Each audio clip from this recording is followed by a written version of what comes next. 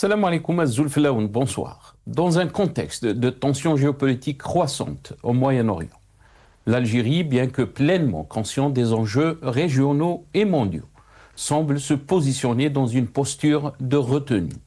Les frappes contre l'Iran ont exacerbé les incertitudes, mais à l'échelle nationale, les réactions officielles restent prudentes, voire discrètes.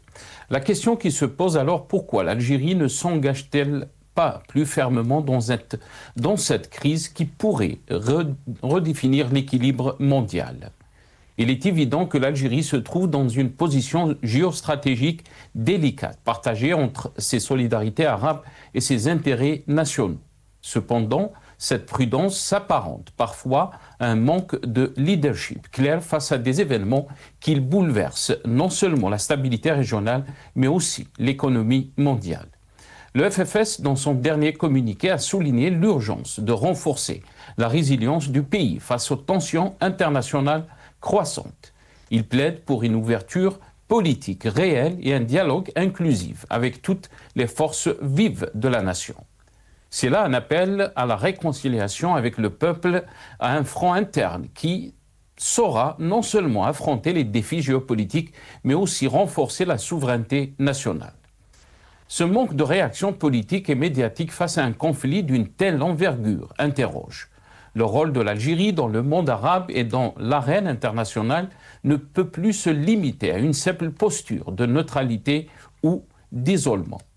Il est impératif de favoriser une vraie discussion publique, une évaluation des risques et des conséquences, et surtout une approche inclusive du pouvoir qui ne se contenterait pas de gérer les crises, mais en sortirait renforcée.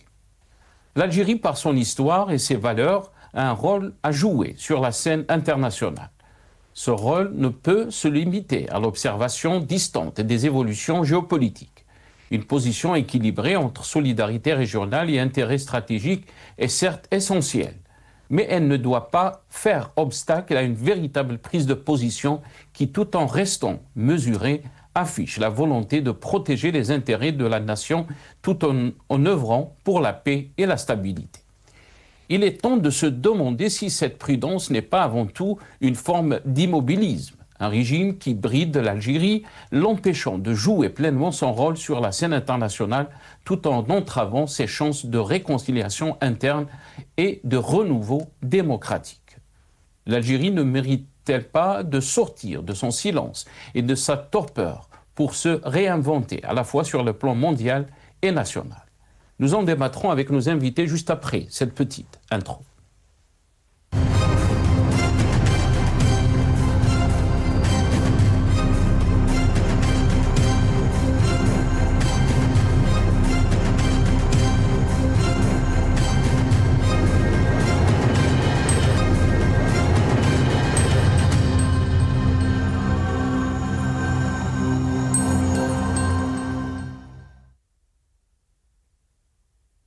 Pourquoi l'Algérie reste-t-elle prudente face à la guerre au Moyen-Orient? Point d'interrogation, c'est le titre de notre émission pour ce soir. Et pour en parler, j'ai le plaisir d'accueillir avec nous ce soir Lies Djbaili, ingénieur, économiste, militant politique. Il est avec nous depuis Paris via Skype. Lies Djbaili, bonsoir. Merci beaucoup d'avoir accepté l'invitation. Marhaba bik, Lies. Bonsoir Nasser, merci pour l'invitation. Je salue vos invités, l'équipe El Maghrébia et celles et ceux qui nous suivent. Merci encore pour l'invitation. Merci. Merci beaucoup Lies. Merci beaucoup d'avoir accepté l'invitation. Lies Djbaili. On a aussi le plaisir d'avoir avec nous ce soir Jamel Gessoum, analyste politique. Il est avec nous depuis Paris aussi via Skype. Jamel Gessoum, bonsoir. Merci beaucoup d'avoir accepté l'invitation. Marhaba bik si Jamel. Bonsoir Sinas, merci à vous pour l'invitation. Le bonjour à Lies Djbaili, la régie, le peuple algérien, les peuples musulmans. En somme, à tout le monde. Merci beaucoup, Jamel. Marhaba bik et merci d'avoir accepté l'invitation. Avant de rentrer dans le vif du sujet de ce soir, bien sûr, comme d'habitude, quelques titres de la presse nationale, mais aussi un titre de la presse internationale et spécifiquement donc le Point. On va revenir donc sur le titre du magazine Le Point par rapport donc au conflit au Moyen-Orient et la question qui concerne aussi notre pays. Mais on va commencer par TSA qui a titré donc tout sur l'Algérie, guerre contre l'Iran. Quelles leçons pour l'Algérie? La question a été posée donc par TSA. Quelles leçons pour l'Algérie? En plus des armes puissantes et sophistiquées, les États-Unis et Israël s'appuient surtout sur leur technologie dans leur guerre contre l'Iran. Quelles leçons donc pour l'Algérie? Point d'interrogation. Le Matin d'Algérie, à notre titre, le FFS alerte sur les tensions internationales et appelle à renforcer la résilience de l'Algérie. Le premier secrétaire national du Front des forces socialistes, FFS, Youssef Aouchiche, a livré jeudi à Alger une lecture critique de l'évolution du contexte international et de ses implications pour l'Algérie, à l'occasion de l'ouverture de la rencontre fédérale des cadres du parti dans la capitale. Un autre parti, Jil Jadid, sur donc, son Facebook, Dr Lakhdar Amqoran, président de Jil Jadid, l'Algérie a besoin d'un dialogue. Le dialogue sincère et responsable et même des négociations courageuses. Courageuses ne sont ni une faiblesse ni un renoncement. Ils constituent au contraire un choix national stratégique pour protéger l'intérêt supérieur du pays et garantir sa stabilité et son unité. Donc, a écrit le président de Jil Jadid, Dr Lakhdar Amqoran.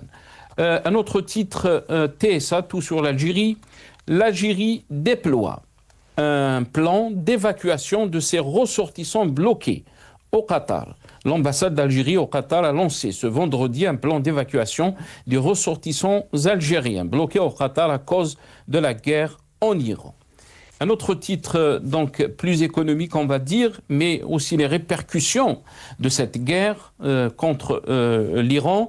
Maghreb émergent a titré « Le Brent dépasse 90 $ après une nouvelle attaque en Irak ». Ce bond a été déclenché par l'annonce des autorités kurdes irakiennes que l'exploitation d'un champ pétrolier opéré par une société américaine avait été interrompue à la suite d'une attaque. Et on finit donc cette revue de presse avec Le Point, le magazine Le Point donc français, conflit au Moyen-Orient. Pourquoi l'Algérie évite de choisir son camp? Depuis les frappes contre l'Iran, Alger multiplie les appels à la retenue, sans désigner clairement de responsables. Une prudence qui reflète l'équilibre délicat entre solidarité régionale et intérêt stratégique.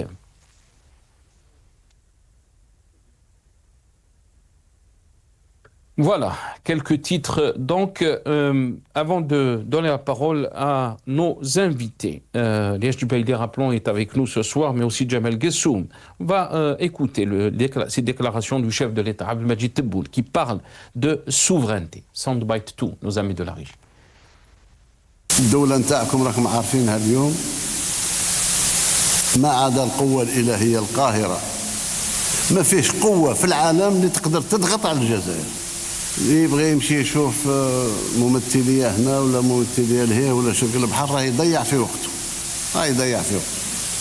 الجزائر وصلت اليوم نقطة لا رجوع في الدفاع بشراسة على السيادة نتاعها. الدولة نتاعكم. Voilà, des anciennes déclarations donc, du chef de l'État Abdelmajid Tebboune parlant de la souveraineté. Personne ne pourra donc influencer la décision de l'Algérie ou influencer la souveraineté dans la décision donc, de l'Algérie. Jamel Gessoum, je vais commencer avec vous cette émission. On en a fait des émissions cette semaine concernant donc, ce conflit et cette guerre contre l'Iran. Ses répercussions non seulement sur le monde arabe, sur le monde en général, mais aussi sur notre pays. Comment vous avez trouvé, on va revenir sur la posture de l'Algérie, sur la position de l'Algérie aussi. Beaucoup d'observateurs ont parlé donc de prudence par rapport à la position de l'Algérie. On n'a pas vu, par exemple, beaucoup de plateaux en termes d'échanges médiatiques dans la presse concernant donc cette guerre. Pas beaucoup de réactions. C'est vrai que le FFS a fait donc, on a parlé hier, mais on n'a pas vu beaucoup de déclarations que ce soit des responsables politiques algériens, chefs de l'État, le ministre des Affaires étrangères, ou des partis politiques, des chefs de partis politiques. Comment peut-on expliquer donc cette prudence ou ce silence du côté d'Alger? Laissez-moi juste vous dire que cette idée à partir de laquelle, à chaque fois qu'il y a un événement, aussi grave soit-il, un pays doit voilà, ou donner une leçon, ou condamner, ou dire qui sont les coupables, est un point de vue strictement occidental. Il n'y a que les pays occidentaux qui ont cette manière d'aborder un fait aussi important, c'est pour quel terrain êtes-vous? De quel côté êtes-vous? Pourquoi vous ne condamnez pas? Et ça, c'est un point de vue strictement occidental et qui n'apporte pas en Algérie. L'Algérie, de ce point de vue, a une certaine retenue. Et l'Algérie, je le dis, je le répète, pour celles et ceux qui ne le sauraient pas, ou qui éventuellement auraient oublié, parce que quand on va pas en Algérie longtemps, j'ai l'impression qu'on oublie très rapidement quel est l'ADN de l'Algérie. C'est que l'Algérie ne prend jamais de position pour l'un ou pour l'autre. On l'a vu aussi en ce qui concerne l'Ukraine, pour une raison très simple, c'est qu'elle se laisse la possibilité de jouer un rôle de médiateur. Ça ne veut pas dire qu'elle va être médiateur en ce qui concerne euh, le conflit qui oppose les États-Unis et l'Iran, mais elle se laisse la possibilité de l'être. Tous les pays qui condamnent tout de suite, qui prennent leur camp tout de suite, en tout cas, sont out sur la solution à trouver par rapport à ce problème. Et donc, je trouve que l'Algérie a une position qui est qui est constante hein, dans ses relations avec les autres pays. Elle a une retenue, elle se laisse cette possibilité, et je trouve que c'est une position tout à fait sage. Très bien. Restez avec nous, Jamal Gessoum. Est-ce que vous trouvez aussi, Lias Jubaili, que la position de l'Algérie est une position sage, comme le dit Jamal Gessoum, ou bien au contraire, cette position ne reflète pas les positions de l'Algérie historiquement. Quand on parle des positions historiques de notre pays, l'Algérie s'est toujours engagée, c'est du côté donc des peuples opprimés. On l'a vu donc dernièrement, la question par exemple de Gaza, mais aussi elle a rappelé aussi aux Nations Unies la question du peuple sahraoui. Pourquoi cette fois on sent que l'Algérie est éclipsée, on va dire, entre guillemets, par rapport à sa position, alors qu'on est en train de voir un événement majeur qui va peut-être redéfinir le monde. Et il y a des véritables enjeux géopolitiques pour notre pays. Tout d'abord, l'Algérie n'a plus ce passé glorieux. L'Algérie n'a plus ce passé de la grande diplomatie qui faisait de notre pays une grande diplomatie. Rapidement.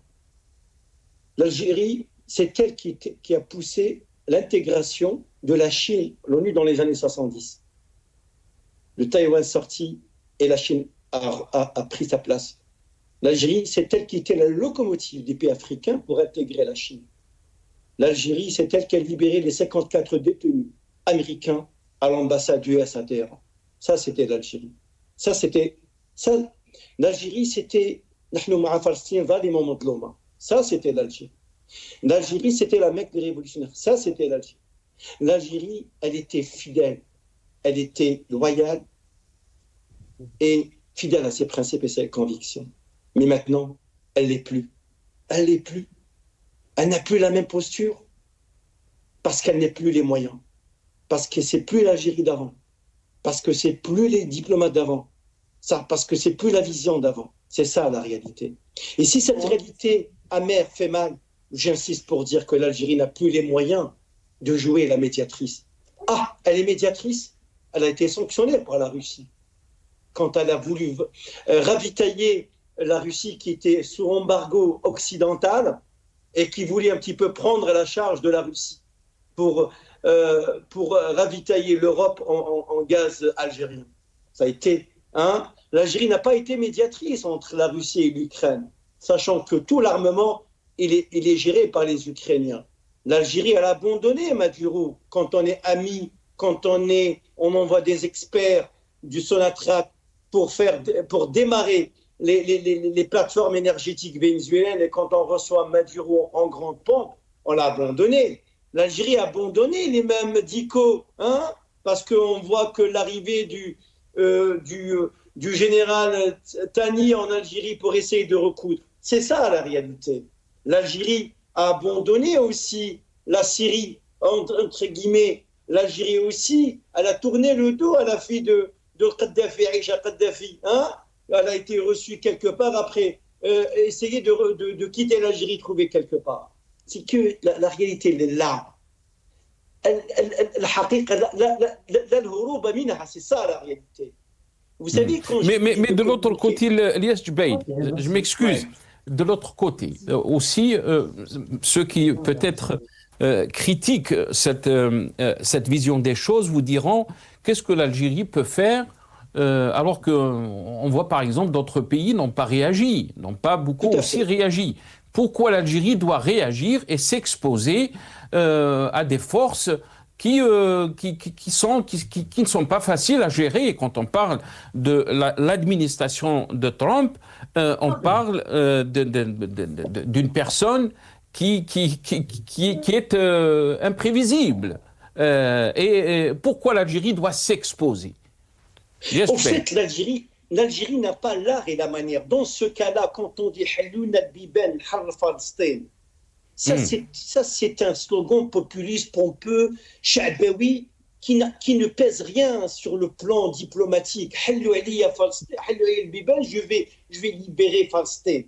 Il fallait s'abstenir. Quand vous votez la résolution de l'ONU, mais c'est celle de Trump, c'est une résolution américaine, c'est une résolution de l'ONU, mais c'est une résolution de Trump ou israélo-américaine, sous couverture de l'ONU. Quand vous votez, vous approuvez, alors que vous dites Haddouna Palestine, et vous voyez vos soi-disant alliés, Chine et Russie, qui s'abstiennent, il ne fallait pas, dans ce cas-là, quand vous n'avez pas les moyens, il faut être discret, il faut travailler en profondeur, il faut recoudre cette diplomatie, il faut faire des alliances de façon discrète. Mais à chaque fois, quand on monte en tribune, on dit nous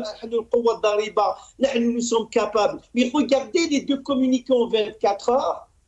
Certes, peut-être c'est du pragmatisme, je comprends. Moi, si vous me parlez à moi, Elias Jubaïli, yes, il est pragmatique.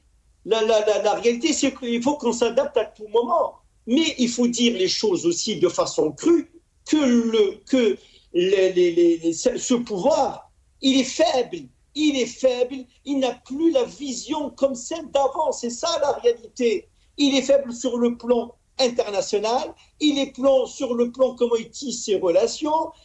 Sa façon de répondre est une façon anticonformiste. D'ailleurs, on a dit la dernière fois, même je ne suis pas le porte-parole de mon ami Jamal, mais il a dit que c'est du tribalisme. La façon de répondre, elle ne répond pas à des codes internationaux. Regardez, il y a deux communiqués en 24 heures. Le premier, c'est vraiment aucun protagoniste qui est nommé. On ne sait pas, il est très concis. Et 24 heures après, je pense à mon avis, est-ce qu'ils ont réagi autrement en condamnant, en apportant le soutien total et indéfectible aux monarchies, c'est-à-dire quand vous apportez le soutien indéfectible, y compris aux Émirats arabes unis, vous ne pouvez pas distinguer. Et quelque part, et la preuve, ils ont envoyé un avion, mais les Émirats arabes unis, ils ont dit non. Regardez, c'est ça la réalité. Et en même temps, vous laissez un allié, je veux dire un allié ou pas, oui, un allié, l'Iran, même si on n'est pas d'accord avec le régime, mais il fallait trouver cette posture.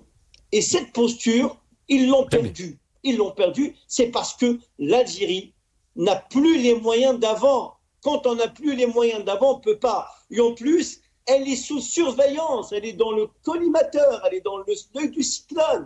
C'est que les États-Unis veulent mettre fin à la pagaille en Afrique du Nord. Ça ne les intéresse pas, le pétrole algérien. Moi, je l'ai toujours dit. Le pétrole algérien, les Américains, ils s'en fichent royalement. Ils ont le Venezuela 300 milliards, l'Iran presque 290 milliards, et aussi le pétrole nigérian. Ce qu'ils veulent en Afrique du Nord, c'est cette stabilité entre l'Afrique du Nord et le Sahel. Voilà, c'est tout. Très bien, restez avec nous, Ilyas Djbaili. Jamal Ghessoum, si vous voulez réagir, bien sûr. Mais avant de vous donner la parole, on va écouter aussi un autre passage du déclaration de Abdelmajid Tebboune. الولايات المتحدة بالنسبة لنا دولة صديقة ومعترفة بالدور نتاع الجزائر. الكلام تاعو مش كلام تاعي. Nous sommes un pays stabilisateur qui stabilise la paix, qui stabilise la région. C'est pas rien. pas rien.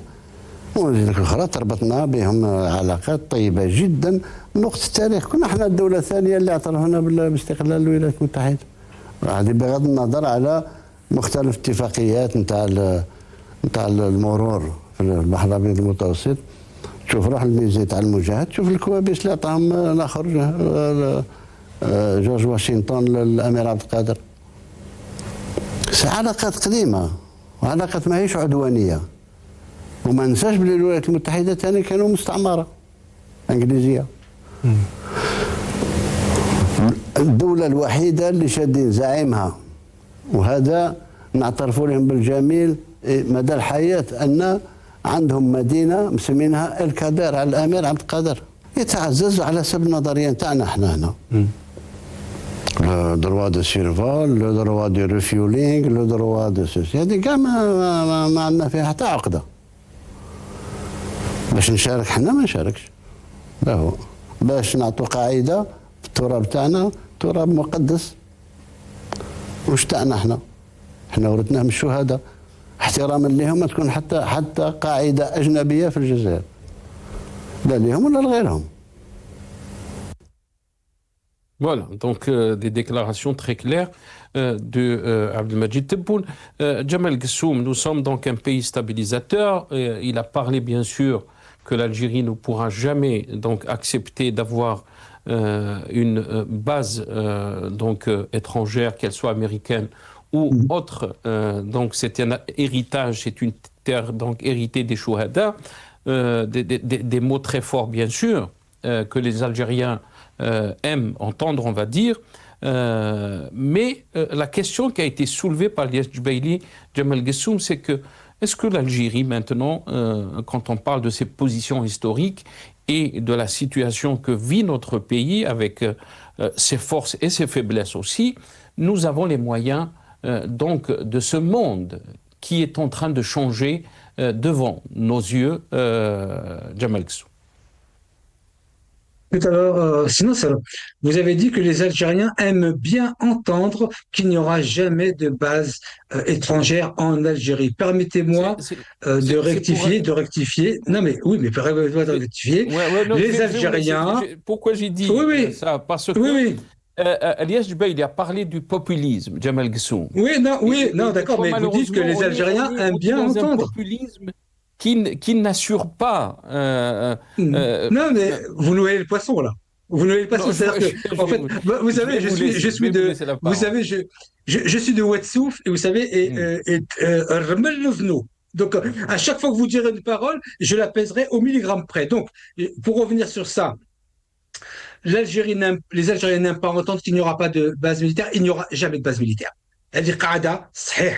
Déjà, ça, il est Yomouddin. Il n'y aura pas de base militaire, que ce soit des amis ou des ennemis. Il n'y aura pas de base militaire en Algérie. C'est une doctrine que nous avons et celle-ci tient. Ensuite, je voudrais juste dire à Chadfa Ilyas, que je salue par ailleurs, c'est que Ilyas semble trouver l'Algérie très très moche. C'est-à-dire que, vous savez, on a un principe, il y a un principe qui dit que c'est le regardeur qui fait le tableau. Le tableau n'est beau que par rapport aux regardeurs. Et je constate que le frère Eliès trouve l'Algérie tellement moche, que depuis que nous nous connaissons, depuis que j'ai le plaisir de te connaître, cher Eliès, je n'ai jamais entendu une chose de bien sur l'Algérie. حاجة صغيرة بسيطة. Je n'ai jamais entendu. Ben, moi, je dis que je vois l'Algérie telle qu'elle est. L'Algérie est belle. D'ailleurs, je la retrouve, bihaoulillah, le 23 mars. Donc, l'Algérie, elle est belle. Elle a ses défauts. Vous savez, quand on se marie avec quelqu'un, à la limite, dès la naissance, on accepte les défauts qu'elle peut avoir, mais on l'aime. Moi, je l'aime. Vous aussi, Mais Lies, Jamel Gsoum, vous ne l'aimez pas. Jamal. Et vous la trouvez moche. Moi, je la trouve Je belle. vais vous laisser la parole. Je vais vous laisser. Jamel Gsoum, quand vous parlez de l'Algérie, je ne pense pas que Lies Jubaili parle de l'Algérie en tant que pays. Vous pensez à sa place? Il parle de la gestion de notre pays. Ah oui, Il vous parle passez à sa place. des responsables politiques, des politiques qui sont appliqués. Vous pensez Non, à sa place. C'est bien. Mabrouk Alek. Vous arrivez à lire dans les pensées. Non, Mabrouk vous n'allez pas Alek. me faire cela. Je Vous pense n'allez que. pas me faire ça. Je suis désolé. Non, mais c'est une réalité. Vous parlez à sa place. Laissez-le s'exprimer. Vous êtes présentateur. Vous avez critiqué dans plusieurs émissions. Vous avez critiqué l'Algérie et je pense, vous parlez pas de l'Algérie. Vous parliez des politiques. Des politiques. Ah, je parlais des politiques. Je parlais du président Tebboune. Je parlais de telle personne. C'est-à-dire que je nommais précisément et de manière tout à fait. Est-ce que vous pensez que Lies Jubaili, qui a sa famille en Algérie, qui est né en Algérie, qui a étudié en Algérie, déteste l'Algérie, déteste son pays? ما لقاش حاجه مليحه en 3 ou 4 ans. حاجه مليحه ما كاش. Quand même. Je n'ai jamais entendu le frère Eliès, moi je l'aime bien. Hein. Et d'ailleurs, moi j'apprécie beaucoup. Hein. Humainement, je l'apprécie beaucoup. Mais je dis, frère Eliès, en 3 ou 4 ans, حاجة ما عجبتكش في الجزائر. حاجة واحدة. C'est pas possible. C'est-à-dire que même la femme la plus stupide, si on se marie avec elle, on va lui trouver des qualités. C'est elle, Magash. Bon, en tout cas, ça c'est une manière Chabiya de parler pour dire que voilà, on peut trouver beaucoup de défauts à l'Algérie, j'en trouve beaucoup. Et vous d'ailleurs, je vous mets au défi d'aller sur ma page Facebook aujourd'hui, la photo de 2024 sur laquelle je m'oppose au président Tebboune en disant non à un second mandat, il y est toujours, jusqu'à aujourd'hui. Donc je peux critiquer, mais il y a des choses qui sont bien. La position de l'Algérie aujourd'hui, elle s'analyse au regard du contexte international. Ça n'est pas parce qu'elle ne dit rien, parce que vous savez, nous, Algériens, on a une faculté de résilience, une faculté d'union sacrée qui est absolument rare dans les pays du monde. Vraiment, je peux vous l'assurer. Et donc, nous avons des défauts. L'Algérie n'aura pas de position ferme et claire par rapport à ce qui se passe en Iran, malgré que nous savons très bien que aussi bien l'État que le peuple algérien est du côté de l'Iran. La fiche. Il n'y a pas de doute sur cela. Donc, elle ne prend pas de position pour dire je suis pour ou je suis contre un tel. Je trouve, moi, que c'est une position sage. Ensuite, on peut avoir d'autres positions. Mais Elias, Jamila, Jidden. J'y serai le 3 mars et je vous appellerai de là-bas. Inch'Allah. On ne parle pas de la beauté de notre pays, si jamais. On parle de la situation. Je ne parle pas de la beauté non plus. Je ne parle pas de la beauté de l'Algérie. Je parle du regard qu'on peut avoir sur l'Algérie. Oui, mais est-ce qu'on peut avoir un regard critique aussi de certains politiques? Il faut avoir absolument un regard critique. Très bien. Mais allez, il faut avoir un regard critique, bien sûr. Qu'est-ce que vous en pensez, Lies Jubaili? Parce que la question aussi a été posée.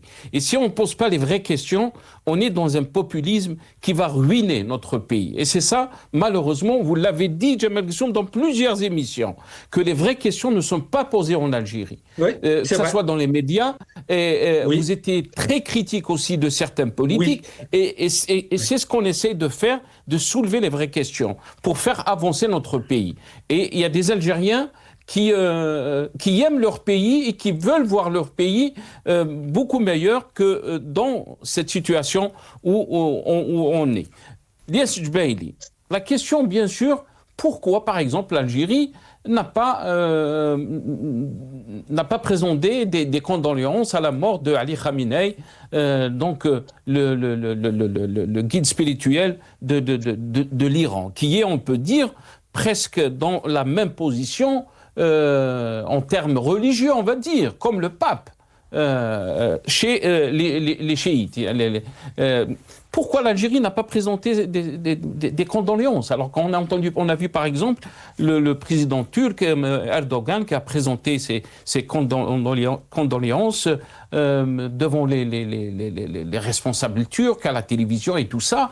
Pourquoi l'Algérie ne l'a pas fait alors que nous avons de bonnes relations avec l'Iran, nous avons de bonnes relations aussi avec d'autres pays du Golfe?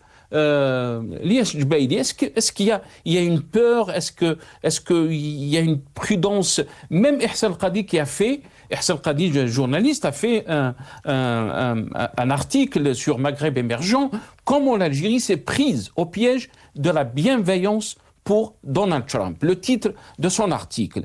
Et il a soulevé pourquoi l'Algérie pourquoi l'Algérie n'a pas réagi donc à l'agression, qu'il a qualifié combiné américano-israélien sur l'Iran, cette option de la bienveillance à l'égard du milliardaire suprémaciste d'après les dires de Ihsan Qadi, blanc qui dirige les États-Unis et est entré dans une préoccupante impasse diplomatique et opérationnelle.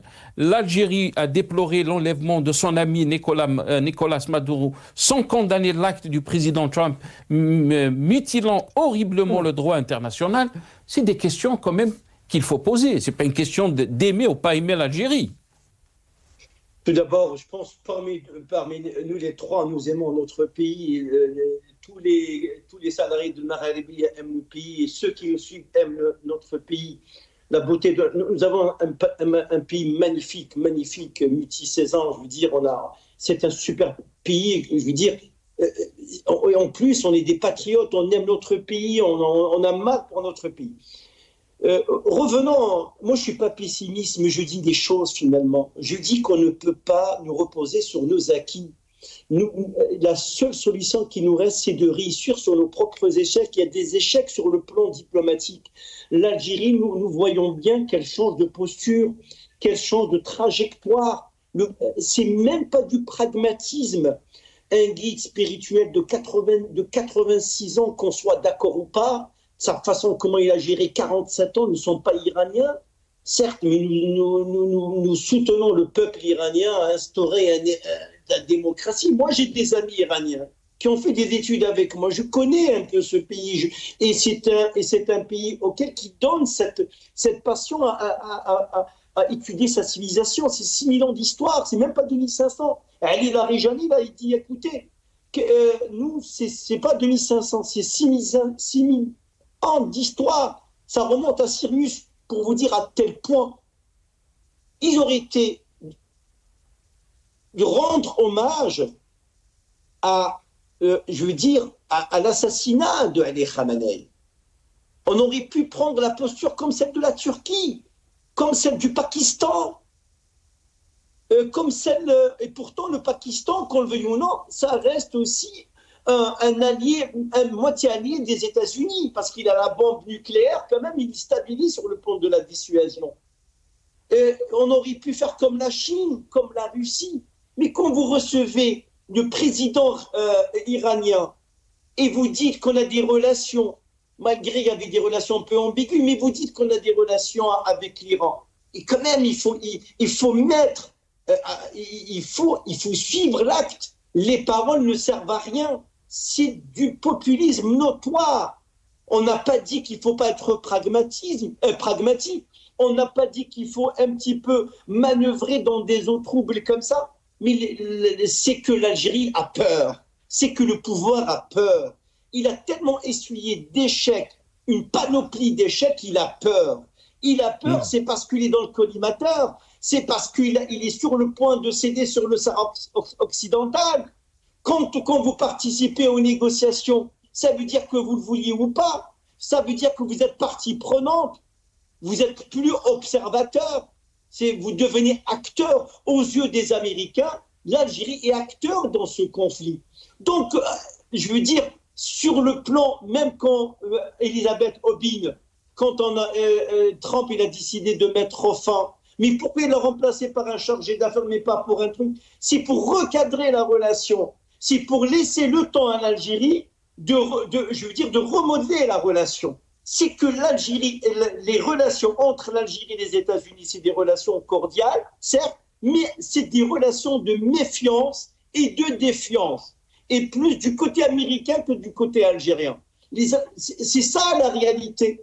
Vous vous rendez compte, si l'Algérie vient de condamner, c'est quasiment, c'est une pique à Trump.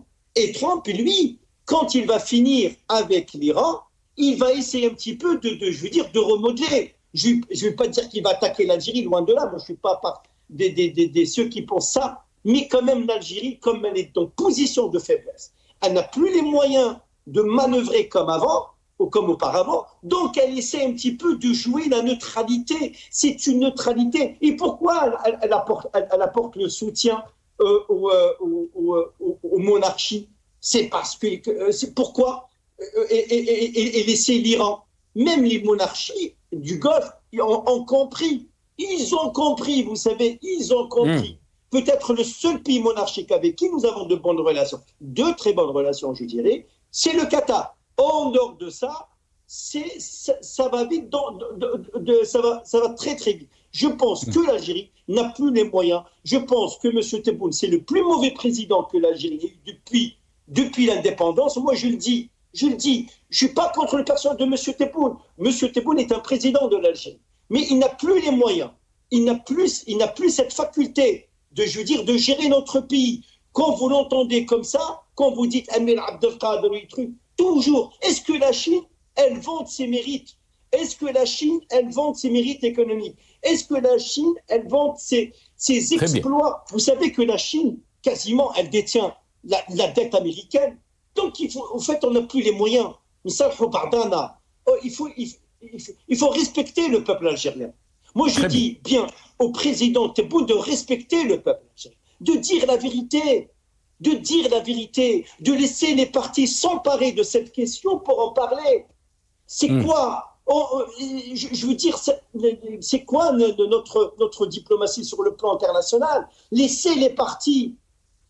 Qui décide de la diplomatie internationale? Moi, je me rappelle au temps de l'Armamra, il donnait un son de cloche et M. Tebboune donnait un autre son de cloche sur l'organisation de la Ligue arabe à Alger. Je me rappelle, c'était un cafouillage, un quiproquo, son nom. Donc, il faut dire les choses. C'est pas parce que nous sommes pessimistes, parce que la gestion de notre pays est une gestion catastrophique. Elle a peur aussi, pour finir, c'est Nasser, que l'Algérie, le pouvoir algérien, pas l'Algérie, l'Algérie c'est vous, moi, c'est Jamel, c'est Ouedsouf, c'est la Kabylie, c'est Constantine, c'est ça l'Algérie.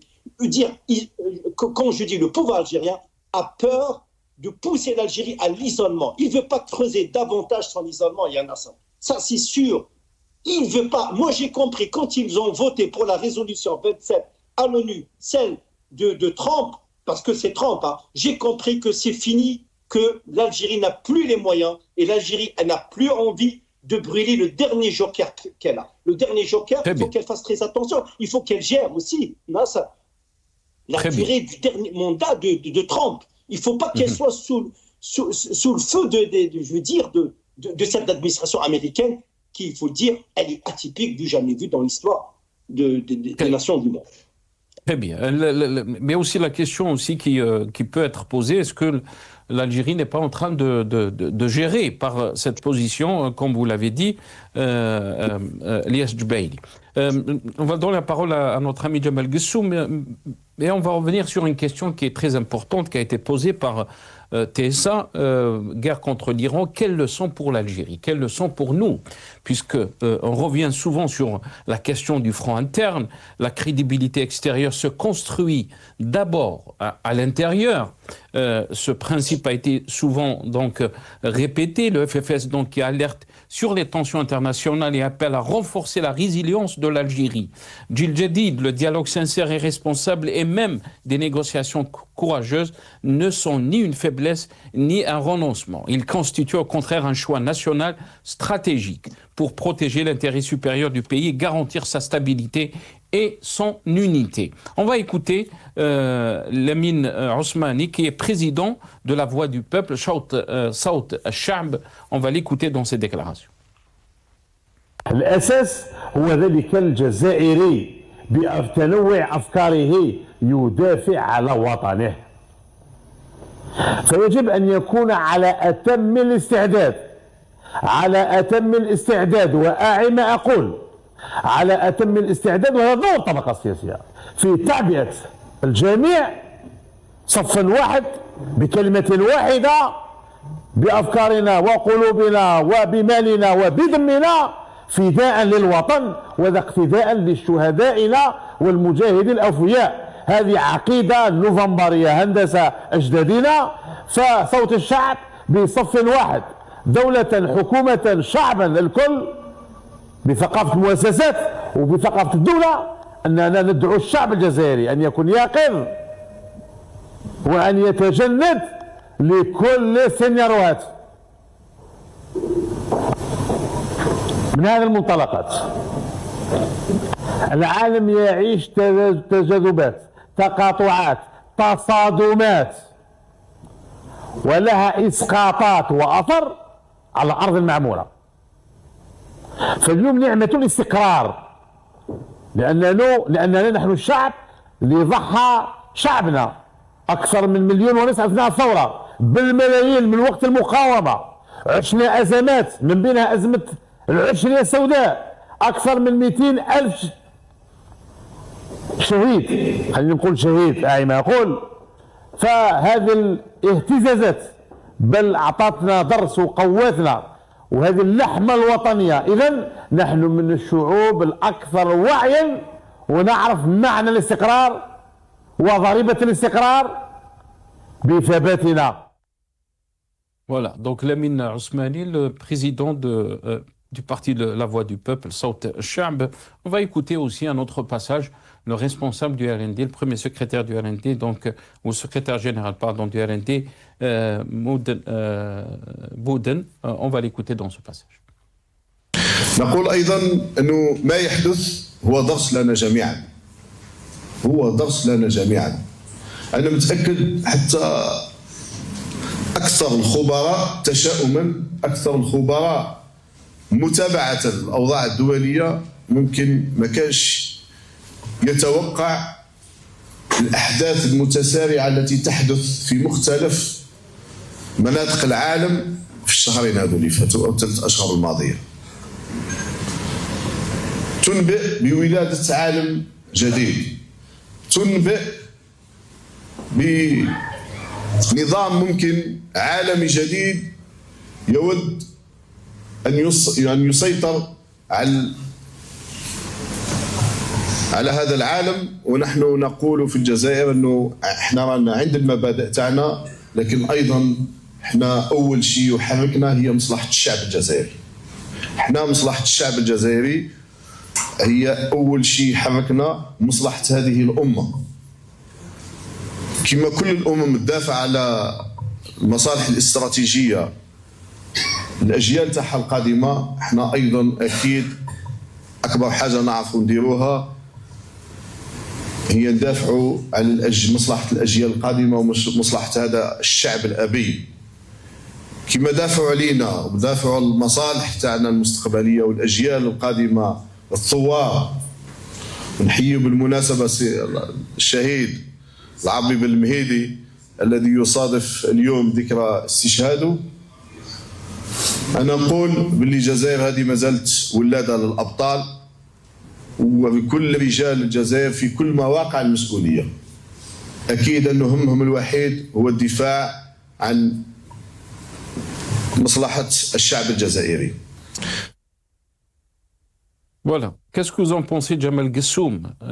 Bien sûr, quand on entend ces déclarations, quand on entend ces paroles, on se dit bien sûr, personne, aucun Algérien ne pourra reculer quand il s'agit de défendre son pays.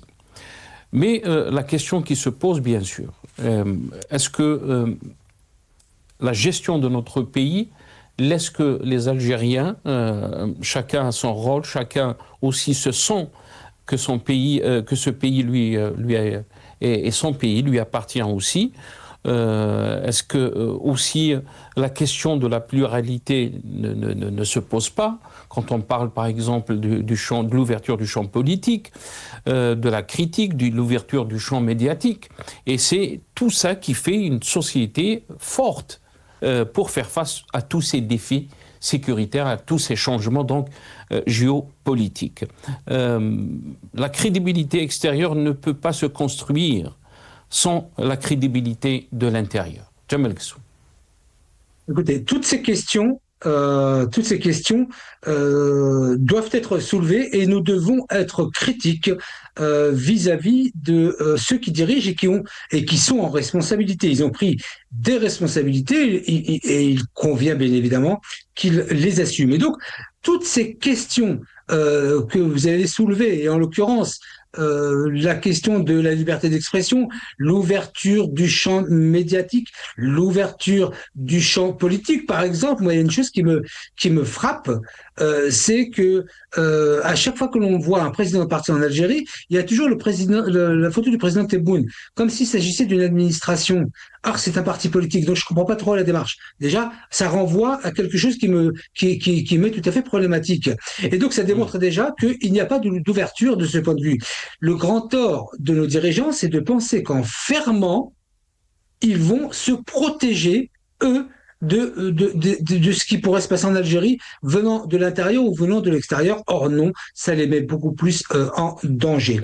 Est-ce qu'on peut dire, Jamel, je vous ai coupé la parole, est-ce qu'on peut dire, parce que ce que vous avez dit est très important, et je pense que, est-ce qu'on peut dire que cette politique, cette façon de gérer le pays expose notre pays? Bien au contraire, elle ne l'immunise pas comme ils sont en train de dire, parce qu'on veut que notre pays soit fort, on veut que notre pays ait une posture importante dans le monde, dans ce échiquier du monde, mais ces politiques sont en train de fragiliser notre pays, sont en train de l'exposer.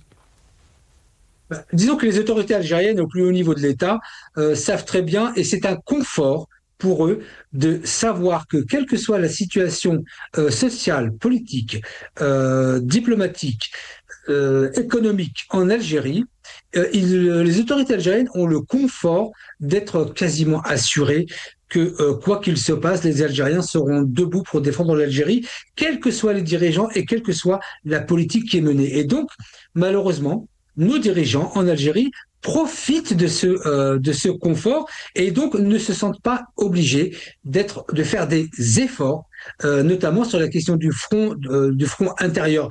Parce que si c'était un autre pays que l'Algérie, sans citer des pays qui sont tombés d'ailleurs durant le printemps arabe, c'est que si nous ressemblions sociologiquement aux pays qui sont tombés durant le printemps arabe, les dirigeants algériens ne géreraient pas comme aujourd'hui. Croyez-moi que s'ils n'avaient pas se conformer, ils ont ce confort. Ce qui n'empêche pas, à côté de ça, que je considère que la défense aussi bien des frontières que la sécurité de l'Algérie est à ce jour totalement assumée, assurée et garantie, je peux le dire, sans aucun complexe, que les dirigeants du côté, c'est pour ça que je dis souvent, non, ne vous en déplaise, je dis très souvent, Dawla Askari ou Meshi Medania. C'est uniquement pour cette raison. C'est que je sais que quoi qu'il en soit, la sécurité est garantie. Je reviens juste sur un point. Et si vous avez raison de dire que le président Tebboune n'a pas présenté ses condoléances à l'Iran concernant le décès du guide, si ceci est avéré, je dis au président de la République, ça, c'était le minimum des choses que l'on pouvait faire sans forcément vouloir trop s'engager. Et donc, ce n'est pas quelque chose qui est faisable. D'abord, en tant que partenaire de l'Iran et ensuite et surtout en tant que musulman. Je trouve cela regrettable si cela s'avère vrai. Merci beaucoup, Jamal Gessoum. Je vous laisse le mot de la fin, Elias Djebaili. Bien sûr, on a vu ces appels du FFS qui alertent donc sur les tensions internationales et appellent à renforcer donc la résilience de l'Algérie. L'Akhdar Mqouran, docteur L'Akhdar Mqouran, président de Jil Jadid, qui dit que le dialogue sincère et responsable et même des négociations courageuses ne sont ni une faiblesse ni un renoncement. Ils constituent au contraire un choix national stratégique pour protéger l'intérêt du pays.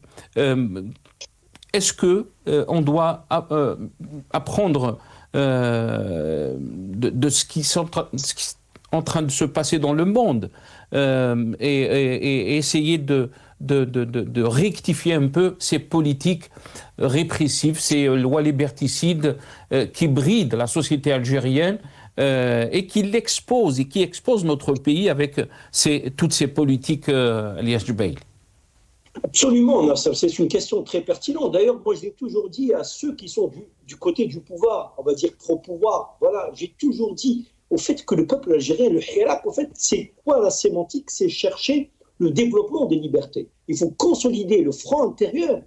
Il faut consolider le front intérieur. Le front intérieur doit être une rampe de lancement pour bâtir un socle solide de diplomatie internationale. On ne peut pas, vous ne pouvez pas désaliéner les deux. Les deux sont solidaires entre eux, le front intérieur et le front. Je veux dire, la situation à l'intérieur du pays, la situation à l'international. C'est que l'image de l'international, de la diplomatie internationale, est le reflet et l'image, le miroir, pour ne pas dire en mathématiques, l'antécédent de l'intérieur. Vous ne pouvez pas développer votre pays, vous ne pouvez pas bâtir une nation forte, vous ne pouvez pas imposer vos visions, vos idées, vous tissez vos parrainages, vos alliances, si derrière le front intérieur il est complètement effondré. Et qu'est-ce qui effondre le front intérieur? Eh bien, c'est la démocratie, démocratia. Et ce n'est pas un concept qui est importé. La démocratie, c'est un concept humanitaire, humain, qui date des siècles et des siècles. Fi haqq l'insan, qu'il soit pakistanais, algérien, tunisi, maghribi, américain, français, britannique. C'est une question élémentaire, c'est une denrée élémentaire, c'est la démocratie, le droit humain est un droit élémentaire, indispensable et vital. Donc, c'est la raison pour laquelle moi j'invite, par le biais, je suis pessimiste, je ne suis pas, enfin ma personnalité n'a jamais été une personnalité pessimiste, surtout sur le plan de mon travail, mais bon, j'accepte la critique de mon ami Jamel, mais pessimiste c'est par rapport à la gestion de notre pays. Moi j'invite les autorités algériennes à avoir un regard beaucoup plus lucide que le leur, c'est-à-dire de voir ce qui se passe dans le monde. Regardez, l'Iran, et qui fait peur à toutes les nations du monde, 90 millions d'habitants, une diaspora ultra diplômée, 60% de femmes qui sont diplômées dans ce pays. C'est un berceau d'humanité, d'art, de culture, de science, de technologie, autosuffisant sur tous les plans. Et quand même, regardez, ils sont sur une glissière. Pourquoi ? C'est parce qu'ils n'ont pas développé les libertés. C'est parce que l'Iranien ne cherche pas à manger.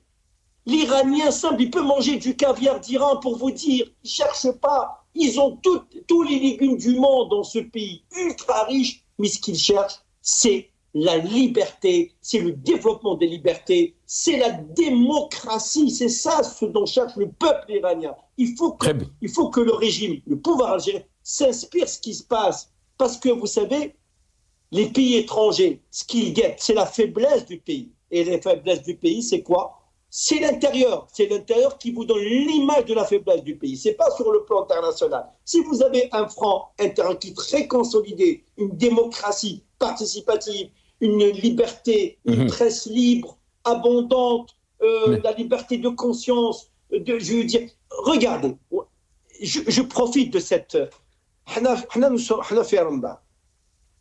Quand vous voyez Mohamed Bouhabs, c'est un Algérien il est de confession chrétienne. C'est son choix.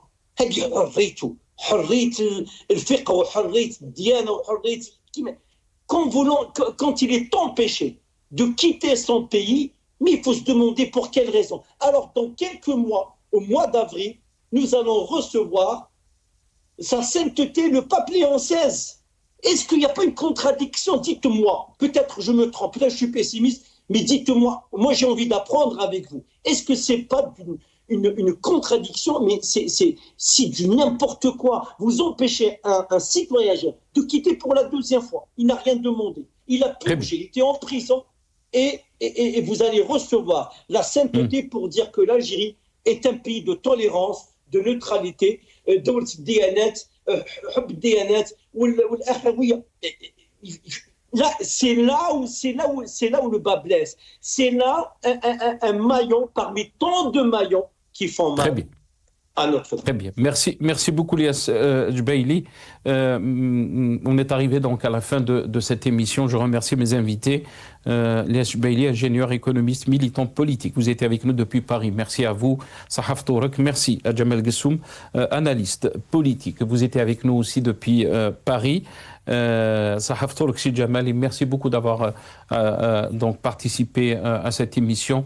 Merci à vous, chers téléspectateurs, d'avoir suivi cette émission. Et à Sahaf Tourkoum, ou ala khair.